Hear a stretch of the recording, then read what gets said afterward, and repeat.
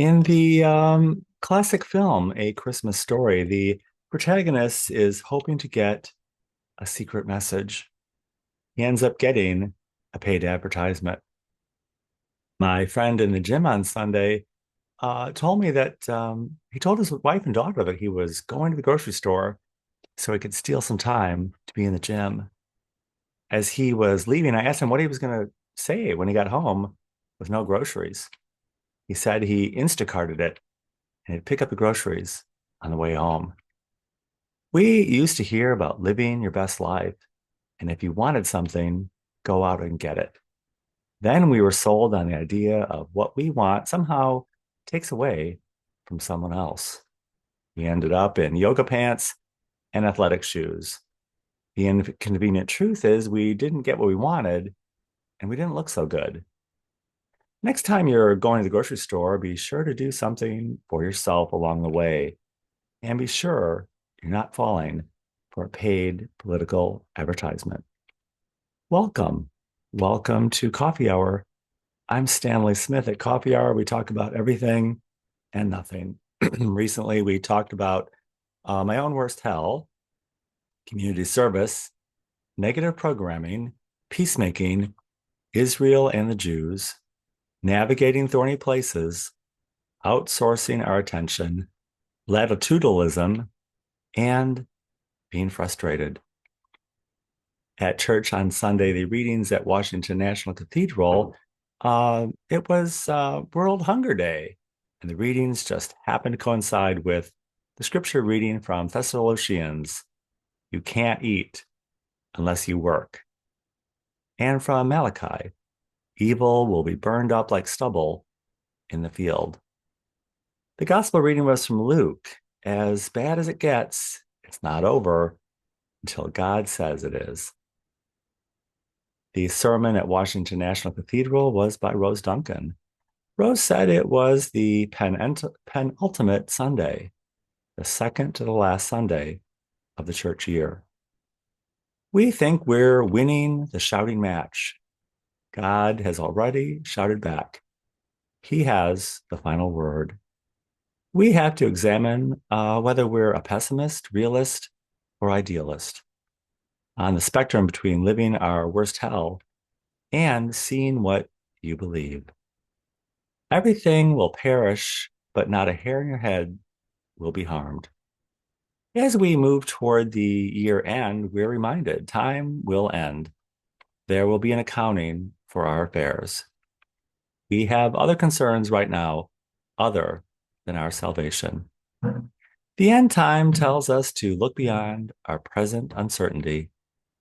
It's hard to look beyond the present because evil is starving people on food stamps, deporting people who are looking for a better life, and endangering transgender people.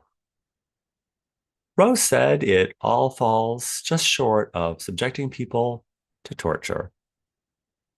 I need to listen to Rose's sermon like one more time, but I don't think Rose shared a single positive thing in her sermon.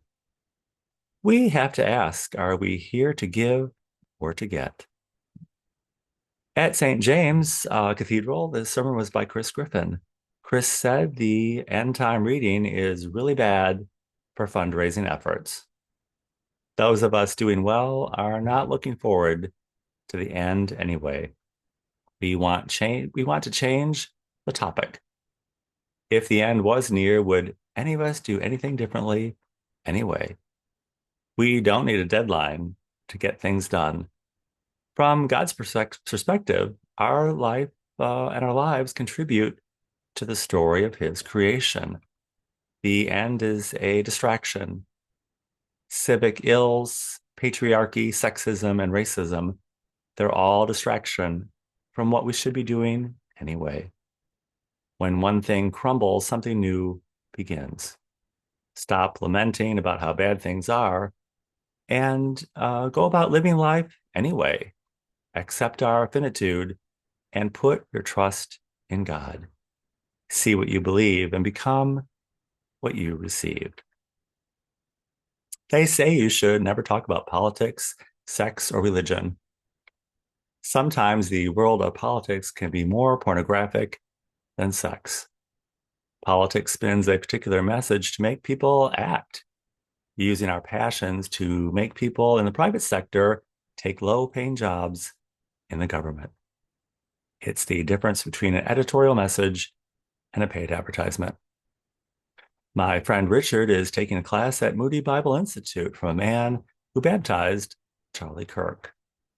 And at Holy Name, they had an action alert against Governor Pritzker's attempt to make Illinois a pro-suicide state. A great story of reconciliation and forgiveness this week was between President Trump and Marjorie Taylor Greene when Trump changed his mind about releasing the salacious Epstein files. It was all a distraction anyway. We have someone who won this shouting match a long time ago. Being a witness doesn't mean you get to speak your mind. It just means you have to answer the question. And where are all the Black and brown people in the civil rights leadership right now? And why is standing up for disadvantaged people solely the domain of fancy white people? In conversations with people, more and more, I get the idea that it turns out the majority of people are just good old-fashioned white supremacist racists anyway. As we journey together, we become more aware. We become aware that all is not well in the world, and it's okay. Our frustration often springs from the lack of knowledge or expertise in a topic. It's easy to tell people a story about something they know nothing about. I ran into visitors from Minnesota recently, and I asked them what they thought of Chicago. And they said the streets are a sewer and the roads are full of garbage. We are alarmed at garbage and debris in the roads, and that we do have reason to believe that the city is somewhat lax in keeping the streets clean and clear of debris, and sometimes results in accidents. And that is a real legitimate concern. None of us want to be a victim or go unheard. But God hears us whether we're at the gym, whether we're at the grocery store, or on the road. If you're on the road of discovery, please join us at Coffee Hour. I will include my email in the description of this video, and I'll be happy to send you an invitation. And I look forward to seeing you very, very soon.